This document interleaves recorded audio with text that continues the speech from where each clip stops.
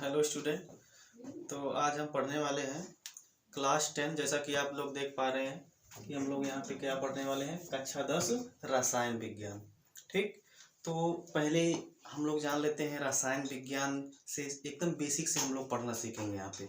ठीक, तो जैसे पहले टॉपिक आपका यहाँ पे सबसे पहले हम लोग समझ लेते हैं परिवर्तन क्या होता है। जैसे परिवर्तन आप लोग अपने आसपास देखते हैं, बहुत ढेर सारे परिवर्तन होते हैं, लेकिन ये परिवर्तन आपका दो ही प्रकार का होता है। कितने प्रकार का होता है? दो प्रकार का होता है। ठीक, तो दो परिवर्तन, पहले हम लोग परिवर्तन जान लेते हैं कि परिवर्तन क्या होता है, कितने प्रकार का होता है, तब उसके बाद हम लोग चैप्टर स्टार्ट करते हैं। ठीक, तो पहले हम लोग देख लेते हैं जो परिवर्तन होता है। परिवर्तन होता है वह दो प्रकार का होता है। ठीक ना, कितने प्रकार का होता है? दो प्रकार का होता है, जिसमें पहला आपका जो होता है ये भौतिक परिवर्तन होता है। क्या होता है? भौतिक परिवर्तन होता है। ठीक, और दूसरा जो होता है वो रासायनिक परिवर्तन होता है। रासायनिक परिवर्तन होता है। ठीक, तो जैसा कि आप लोग देख पा रहे हैं यहाँ पे क्या है, यानी कि जो परिवर्तन होता है, परिवर्तन यानी कि चेंजेज। क्या? चेंजेज। ठीक, तो जो चेंजेज होता है वह टू टाइप का होता है। पहला भौतिक परिवर्तन, यानी जिसको आप इंग्लिश में क्या बोलते हैं? Physical changes. ठीक, और इसको क्या बोलते हैं? Chemical changes. ठीक, तो जो चेंजेज होता है वो आपका कितने टाइप का होता है? टू टाइप का, यानी दो प्रकार का होता है परिवर्तन। पहला आपका क्या होता है? भौतिक परिवर्तन, और दूसरा क्या होता है? रासायनिक परिवर्तन। ठीक, तो इनको समझने के लिए हम एक छोटा सा पहले आपको एग्जाम्पल बताते हैं। जैसे मान लीजिए कोई पेज है, एक पेज है, कोई हमने इतना बड़ा पेज ले लिया है, कागज का टुकड़ा ले लिया है। पेज का मतलब क्या है? कागज का टुकड़ा है। और इस कागज के टुकड़े को हम यहाँ पे टू पार्ट में डिवाइड, यानी इसको हम क्या कर रहे हैं? फाड़ दे रहे हैं। क्या कर दे रहे हैं? फाड़ दे रहे हैं। ठीक, तो फाड़ेंगे तो यह टू पार्ट में डिवाइड हो जाएगा, यानी कि दो भाग में यहाँ क्या हो जाएगा? बढ़ जाएगा। ठीक, अब जब यह दो भाग में बढ़ गया, ये आपका, यानी कि जैसे मान लीजिए पहला एग्जाम्पल है आपका। ठीक, और दूसरा एग्जाम्पल हमने लिया है, जैसे कागज का टुकड़ा यहाँ पे है, वही कागज का टुकड़ा, और उसको हमने क्या किया है? यहाँ पे उसको जला दिया है। ठीक, यानी कि इसको क्या करना है? हमको जला देना है। क्या करना है? जला देना है। ठीक, यानी कि पहला हमने कागज का टुकड़ा लिया, जिसको हमने क्या किया? दो भाग में उसको डिवाइड कर दिया, यानी उसको हमने क्या कर दिया? फाड़ दिया। और दूसरा हमने यहाँ पे क्या देखा कि जो कागज का टुकड़ा था उसको हमने जला दिया यहाँ पे। ठीक, तो जरा ये बताइए यहाँ पे, इसको जब हम टू पार्ट में डिवाइड कर दिया, इसको जब हमने फाड़ दिया, तो जब हम फाड़ दिए यहाँ पे इसको, यानी टू पार्ट में यहाँ डिवाइड हो गया, तो फिर क्या हम इसको कागज को, यानी जो टुकड़ा था, जो जैसे मान लीजिए दो ही पार्ट में नहीं यहाँ टूट रहा है, कई और भाग में हम इसको तोड़ देते हैं, फाड़ देते हैं, उसके बाद फिर हम क्या करें? इसको हम क्या जोड़ सकते हैं? बिल्कुल जोड़ सकते हैं। लेकिन यहाँ पे एक बात बताइए, जैसे ये जब आपका जल गया, तो जला देने पर क्या बनता है? जला देने पर आपका क्या मिल जाता है? आपको राख मिल जाता है। क्या मिलता है? राख मिलता है। तो एक बात ये बताइए, तो जब इसको, यानी कि जब कागज का टुकड़ा है उसको आप जला दें, क्या जब जला दिए हैं तो उसको क्या फिर आप कागज के टुकड़े में, यानी कि कागज में फिर चेंज कर सकते हैं, परिवर्तित कर सकते हैं? नहीं परिवर्तित कर पाते हैं, नहीं परिवर्तित कर सकते हैं। ठीक ना, तो आप क्या देख रहे हैं इसमें? क्या है? इसको हम फिर से कागज को आपस में टेप लगा करके जोड़ सकते हैं, लेकिन कहने का मतलब ये आपका कागज ही रहेगा आपका, इसकी मूल अवस्था जो रहेगी वह नहीं परिवर्तित होगी। लेकिन इसमें क्या होगा? इसका जो एक प्रकार से बोल सकते हैं, जो आपका क्वांटिटी होगी, यानी कि जो आपका यहाँ पे जो आपका कागज का टुकड़ा होगा आपका राख में चेंज हो जाएगा। तो क्या हम राख से फिर इसको कागज के टुकड़े में चेंज नहीं कर सकते हैं?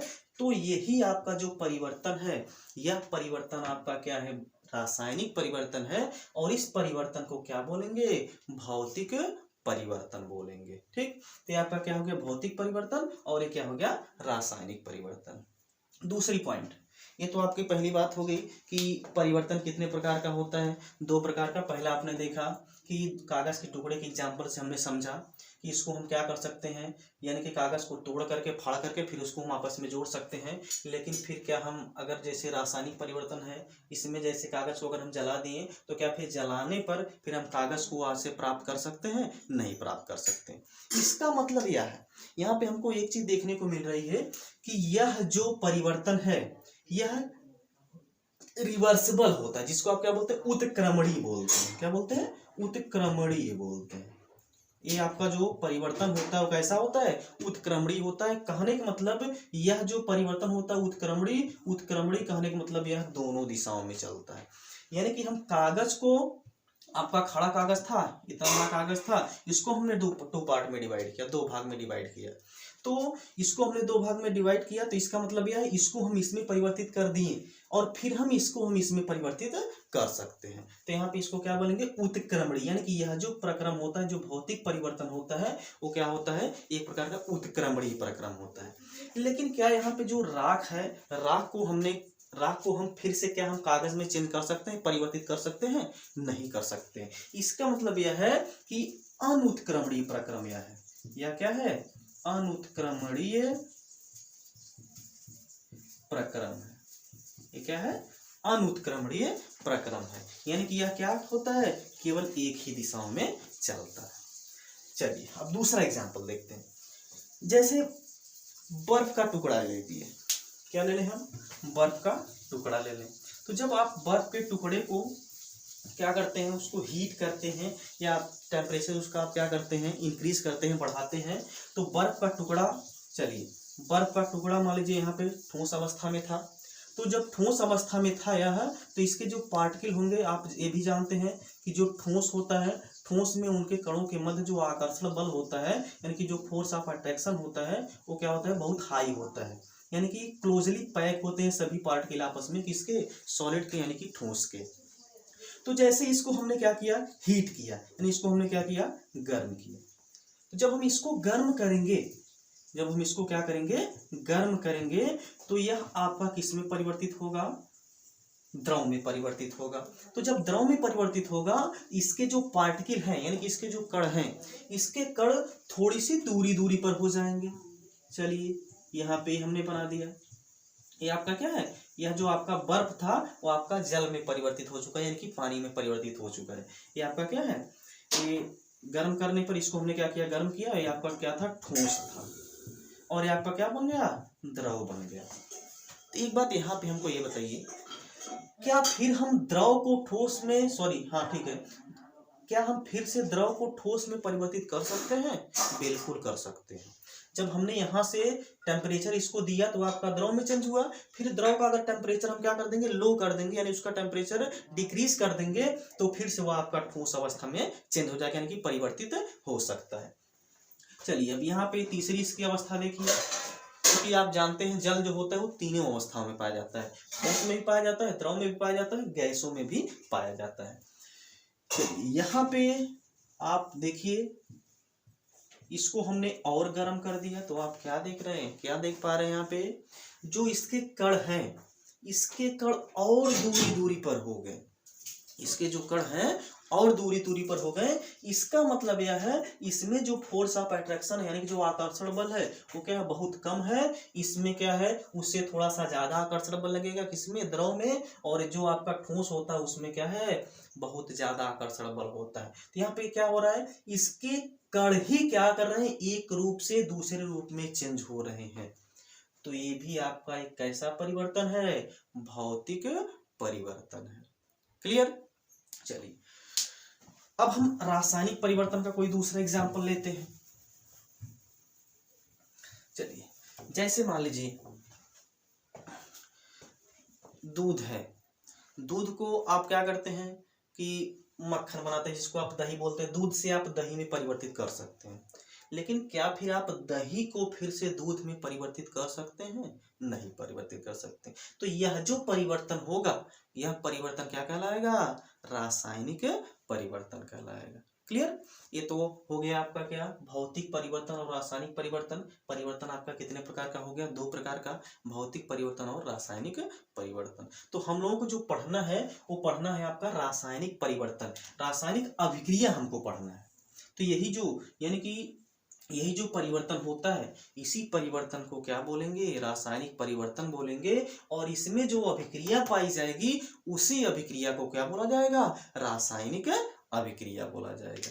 क्लियर? तो अब हम देखते हैं कि रासायनिक अभिक्रिया क्या चीज होती है। आई होप ये फिजिकल और केमिकल चेंजेस आपको समझ में आया होगा। तो चलिए अब हम देखते हैं रासायनिक अभिक्रिया क्या होती है। देखिए, आप हेडिंग डालेंगे रासायनिक अभिक्रिया। रासायनिक अभिक्रिया यानी कि इसको आप इंग्लिश में क्या बोलेंगे? Chemical reaction.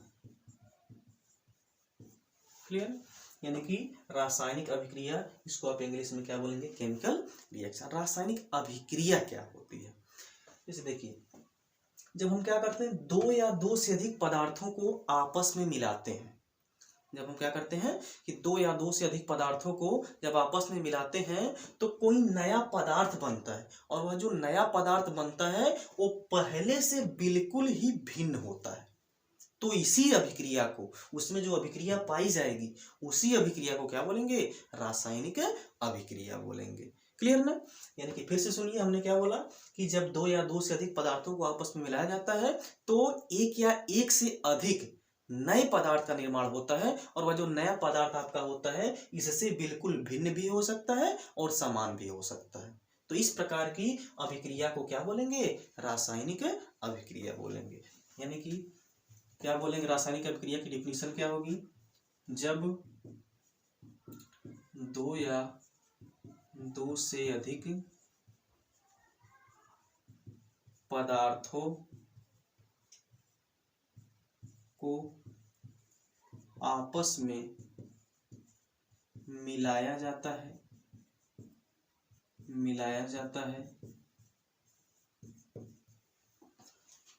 आपस में मिलाया जाता है तो उतनी ही संख्या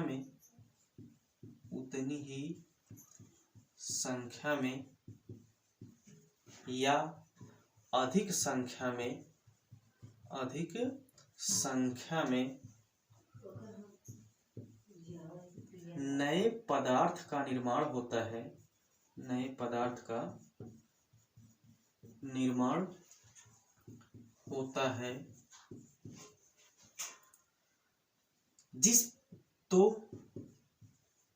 इस अभिक्रिया को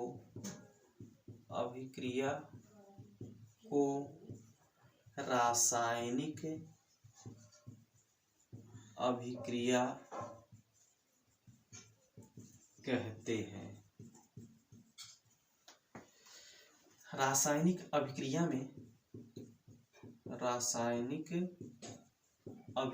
में बना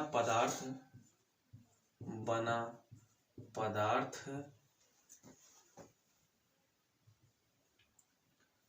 रासायनिक अभिक्रिया में बना पदार्थ अलग गुणधर्म वाला होता है। यानी कि जिन पदार्थों को हम आपस में मिलाएंगे उनसे जब कोई पदार्थ, नया पदार्थ बनेगा, तो जो नया पदार्थ बनेगा उसका जो गुण होगा वो पहले यानी जिसको हमने आपस में मिलाया था उससे बिल्कुल क्या होगा? अलग होगा, यानी कि भिन्न होगा। तो ये हो गया आपका रासायनिक अभिक्रिया। जैसे रासायनिक अभिक्रिया का हम कोई एग्जाम्पल लिखें, जैसे देखिए आपने बहुत से यानी कि एग्जाम्पल देखा होगा रासायनिक अभिक्रिया का। एक छोटा सा एग्जाम्पल हम बहुत अच्छा सा बताएं आपको। जैसे आप क्या देखते हैं, जैसे लोहा आपके घर में पड़ा होगा, तो लोहे को आप क्या देखते हैं कि कुछ दिनों तक वैसे जब रख दिया जाता है तो उसमें जंग लग जाता है। क्या होता है? जंग लग जाता है। वो क्या है? एक प्रकार का रासायनिक अभिक्रिया है। क्या है? रासायनिक अभिक्रिया है। ठीक है, तो लोहे पर जंग का लगना। जैसे हम यहाँ पे कोई रासायनिक अभिक्रिया लिखें, जैसे लोहे पर जंग का लगना, ये इसका क्या हो गया? उदाहरण हो गया। और बहुत सारे इसका उदाहरण होता है लोहे पर जंग का लगना। ठीक है, और जैसे आप क्या देख सकते हैं, यानी कि जैसे कार्बन डाइऑक्साइड का बनना है। दूसरा एग्जांपल, कार्बन डाइऑक्साइड का बनना, ये भी क्या है, रासायनिक अभिक्रिया। क्लियर। तो ये हो गया आपका रासायनिक अभिक्रिया। अब आपको जैसे कोई भी रासायनिक अभिक्रिया हो रही है तो उसको लिखा कैसे जाता है, किसी भी रासायनिक अभिक्रिया को लिखने का तरीका क्या होता है, उसको हम यहाँ पे अब समझते हैं। तो आपको ये समझ में आ गया होगा कि रासायनिक अभिक्रिया क्या होता है, और रासायनिक अभिक्रिया का एग्जाम्पल यहाँ पे हमने 2 ही एग्जाम्पल बताए, बहुत ढेर सारे इसके एग्जाम्पल हो सकते हैं, जैसे लोहे पर जंग का लगना, कार्बन डाइऑक्साइड का बनना, ये सब क्या है, रासायनिक अभिक्रिया है। चूंकि रासायनिक परिवर्तन को ही क्या बोलते हैं, रासायनिक अभिक्रिया बोलते हैं। क्लियर। चलिए अब हम देखते हैं कि किसी भी रासायनिक अभिक्रिया को लिखा कैसे जाता है। ठीक, स्क्रीनशॉट लीजिए। ओके, अब हम देखते हैं कि रासायनिक अभिक्रिया को कैसे लिखा जाता है। रासायनिक अभिक्रिया को लिखना, रासायनिक अभिक्रिया को लिखना, किसी भी रासायनिक अभिक्रिया को कैसे लिखा जाता है। जैसे हम यहाँ पे एक एग्जाम्पल लिखें, पहले एग्जाम्पल लिखे तब उसके बाद आपको समझा रहे हैं।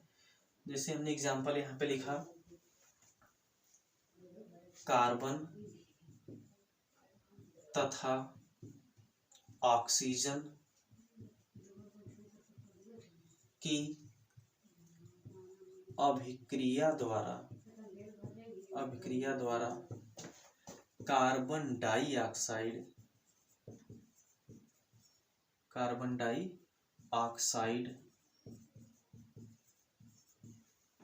का निर्माण होता है। ठीक, हमने एग्जाम्पल क्या लिखा, कार्बन तथा ऑक्सीजन की अभिक्रिया द्वारा कार्बन डाइऑक्साइड का निर्माण होता है। अब देखिए हम क्या कर रहे हैं, यहाँ पे किस पदार्थ को हम यहाँ पे मिला रहे हैं, हम किसको मिला रहे हैं, पदार्थ की अगर हम बात करें तो वहां पे आपका तत्व भी हो सकता है, ठीक है, अणु भी हो सकता है, और वहां पे आपका यौगिक भी हो सकता है। क्लियर। तो कार्बन तथा ऑक्सीजन की अभिक्रिया द्वारा कार्बन डाइऑक्साइड का निर्माण होता है। हमने यहाँ पे 2 पदार्थ कौन सा लिया है, कार्बन लिया है तथा ऑक्सीजन लिया है। उसके बाद क्या बन रहा है, किसका निर्माण हो रहा है, किसका निर्माण हो रहा है, कार्बन डाइऑक्साइड। देखिए यहाँ पे कार्बन डाइऑक्साइड का निर्माण हो रहा है, और हमने पदार्थ कौन सा लिया है, यहाँ पे कार्बन लिया है और क्या लिया है, ऑक्सीजन लिया है। इसको लिखने का तरीका क्या होता है, इसको कैसे लिखा जाता है, उसको यहाँ पे समझते हैं। ठीक, जैसे देखिए कार्बन हो गया तो पहले क्या लिख लेंगे, कार्बन। अब यहाँ पे जब एक या एक से अधिक पदार्थ, तत्व, अणु या परमाणु आपका यहाँ पे हो तो उसके बीच में हम प्लस का चिन्ह लगाते हैं। क्या लगाते हैं, प्लस का चिन्ह। चूंकि यहाँ पे हम क्या कर रहे हैं, वो भी आपका साथ ही में उसको हमको ऐड करना पड़ेगा, जोड़ना पड़ेगा। उसके बाद क्या है, आपका ऑक्सीजन है, क्या है, ऑक्सीजन है। उसके बाद क्या बन रहा है, आपका कार्बन डाइऑक्साइड बन रहा है। तो बन रहा है क्या, कार्बन डाइऑक्साइड। इसको हम तीर के उधर की साइड में लिखेंगे, राइट साइड में, चूंकि आपका क्या हो रहा है, फॉर्म हो रहा है, यानी कि बन रहा है, क्या बन रहा है, कार्बन डाइऑक्साइड बन रहा है। क्या बन रहा है, कार्बन डाइऑक्साइड बन रहा है। ये हो गया रासायनिक अभिक्रिया को लिखने का तरीका, हो गया कि कैसे रासायनिक अभिक्रिया को लिखा जाता है। तो जिस पदार्थ को हम मिलाएंगे, जिस पदार्थ को हम क्या करेंगे, मिलाएंगे, और जो पदार्थ बनेगा उसको हम यहाँ पे, पहले तो यहाँ पे समझ लीजिए कि जिस पदार्थ को हम मिलाएंगे उसको हम क्या बोलते हैं, अभिकारक बोलते हैं। इसको क्या बोलते हैं, अभिकारक बोलते हैं। ठीक, यानी जिसको आप क्या, रिएक्टेंट भी बोल सकते हैं। इंग्लिश में बोले तो क्या हो जाएगा, रिएक्टेंट। ये आपका क्या है, जो बन रहा है, जो बनता है उसको उत्पाद बोला जाता है। क्या बोला जाता है, उत्पाद, यानी कि प्रोडक्ट बोला जाता है। क्लियर। तो रासायनिक अभिक्रिया, कोई भी रासायनिक अभिक्रिया हो रही है उसमें हम जिस पदार्थ को मिला रहे हैं, जिस पदार्थ को हम आपस में अभिक्रिया करा रहे हैं, उस पदार्थ को क्या बोलेंगे आप? अभिकारक बोलेंगे, यानी कि रिएक्टेंट बोलेंगे। और जो पदार्थ आपका बन जाता है उसको क्या बोलेंगे? उत्पाद यानी कि प्रोडक्ट बोलेंगे। और उन दोनों को हमेशा एक एरो के द्वारा उसको क्या करेंगे? डिवाइड करेंगे, यानी कि इसके एरो के इधर आपका क्या हो जाएगा? उत्पाद हो जाएगा, और एरो के इधर आपका क्या हो जाएगा? अभिकारक हो जाएगा। क्लियर? ये तो हो गया आपका रासायनिक अभिक्रिया। चलिए इसका एक आठ एग्जाम्पल और देख लेते हैं। चलिए और दूसरा एग्जाम्पल इसका लेते हैं। दूसरा एग्जाम्पल इसका हम अगर लें तो चलिए देखिए, जैसे आपका हो जाएगा नाइट्रोजन तथा ऑक्सीजन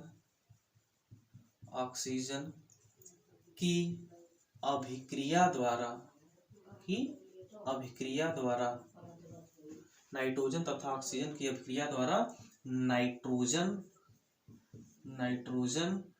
डाइऑक्साइड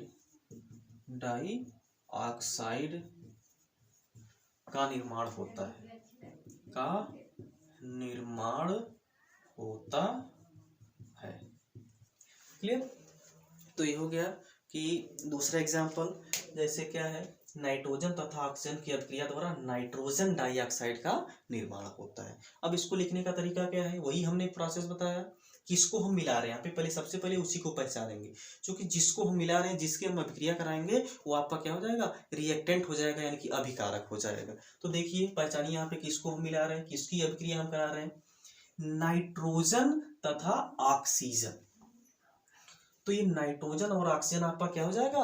अभिकारक हो जाएगा। अभी हमने इसके पहले बताया था लिखने का तरीका क्या होता है, कि जब दो या दो से, यानी कि जब दो पदार्थ को आपस में लिखना होता है तो उसके बीच में हम क्या करेंगे? प्लस का साइन लगाएंगे। ठीक, तो जैसे नाइट्रोजन हो गया, ये क्या हो गया? नाइट्रोजन हो गया।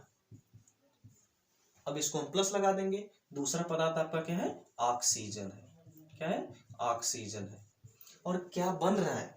नाइट्रोजन डाइऑक्साइड बन रहा है।